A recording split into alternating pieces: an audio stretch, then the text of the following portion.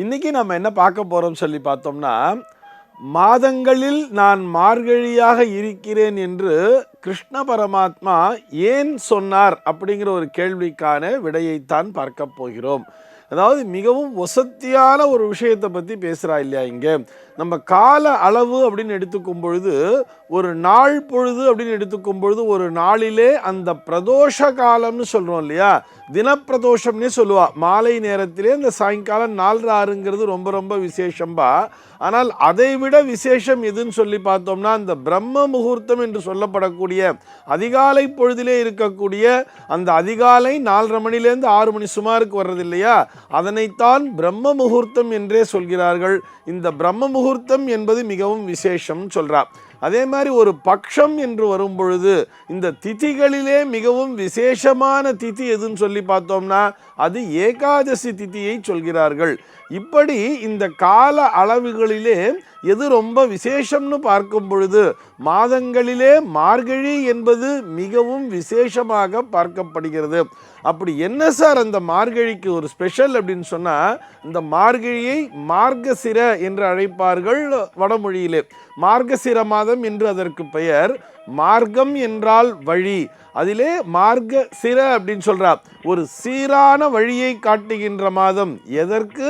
இறைவனை சென்று அடைவதற்கு, அந்த மோட்ச பிராப்தியை அடைவதற்கான, அவரை சென்று அடைவதற்கான பாதையை காட்டுகிறதல்லவா, அந்த மார்க்கத்தினை காட்டுகின்ற ஒரு மாதமாக இந்த மாதமானது அமைந்திருக்கிறது. இப்படி புரிஞ்சுக்கலாமே. ஞானத்தை தரவல்ல, நம் அனைவருக்கும் ஒரு ஞான போதனையை தரவல்ல ஒரு மாதமாக இந்த மார்கசிர மாதம் என்று அழைக்கப்படக்கூடிய இந்த மார்கழி மாதமானது அமைந்திருப்பதால் தான் கிருஷ்ண பரமாத்மா பகவத்கீதையில் அப்படி சொன்னார், மாதங்களில் நான் மார்கழியாக இருக்கிறேன்னு சொல்லி. அப்படியே யோசிச்சு பாருங்களேன், நம்ம எல்லோருக்கும் கிருஷ்ணன்னு சொன்ன உடனே அந்த கிருஷ்ணனை ஒரு விளையாட்டு பிள்ளையாக யோசிப்பதை விட அந்த பகவத்கீதை என்கின்ற ஒரு மிகப்பெரிய ஞான நூலை அருளிய ஒரு தியான நாராயண சுவாமியாகவே நாம் பார்க்கிறோம் அல்லவா. ஒரு தியானம் பண்ணணும்னு சொன்னால், அந்த தியானத்தின் மூலமாக இறைவனை அடைய வேண்டும் என்று சொன்னால் அதற்கு அதிகாலை பொழுது அந்த 4:06ங்கிறது ரொம்ப ரொம்ப ஒரு விசேஷமான டைம் அப்படின்னு சொல்கிறார். அதே மாதிரி திதிகளிலே இறைவனை நினைப்பதற்கு இந்த ஏகாதசி திருதி என்பது மிகவும் விசேஷமான பலனை தரும். ஆக அந்த நாளிலே மனதினை ஒருமுகப்படுத்தி விரதத்தினை மேற்கொள்ள வேண்டும் என்று சொல்கிறார்கள் அல்லவா. அதே போலத்தான் இந்த மார்கசிர மாதத்திலும் நாம் இறைவனை தொழும் பொழுது, அதுவும் எப்பொழுது அந்த அதிகாலை பொழுதிலே தொழும் பொழுது நமக்கு மோட்ச பிராப்தி என்பது கிடைக்கிறது.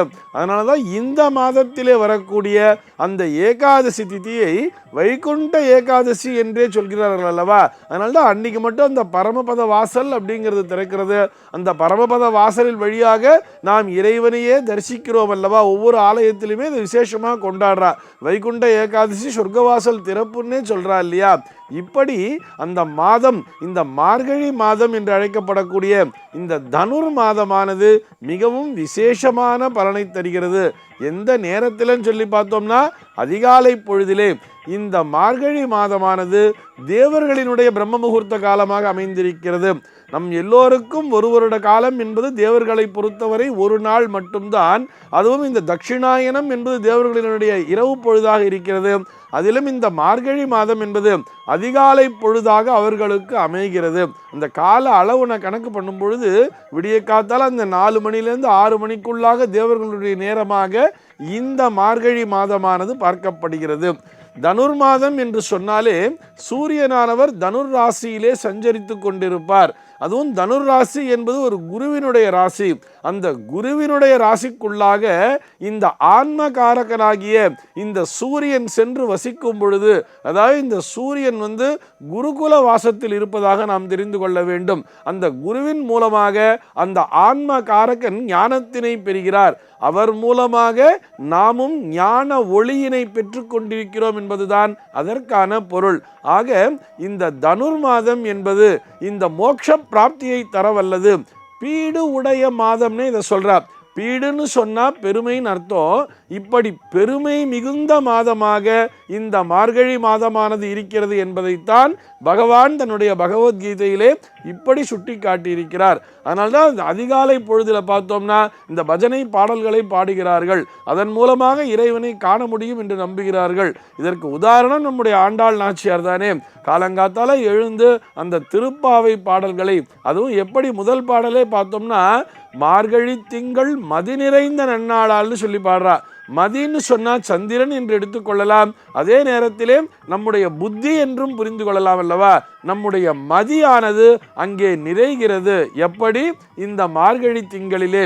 இந்த மார்கழி திங்கள் என்று அழைக்கப்படக்கூடிய இந்த மாதத்திலே நம்முடைய மதியானது நிறைந்து, அதாவது ஒரு பூரணத்துவத்தை பெறுகிறது என்பதனால்தான் பகவான் அப்படி தன்னுடைய கீதையிலே மாதங்களிலே நான் மார்கழியாக இருக்கிறேன் என்று சொல்லியிருக்கிறார்.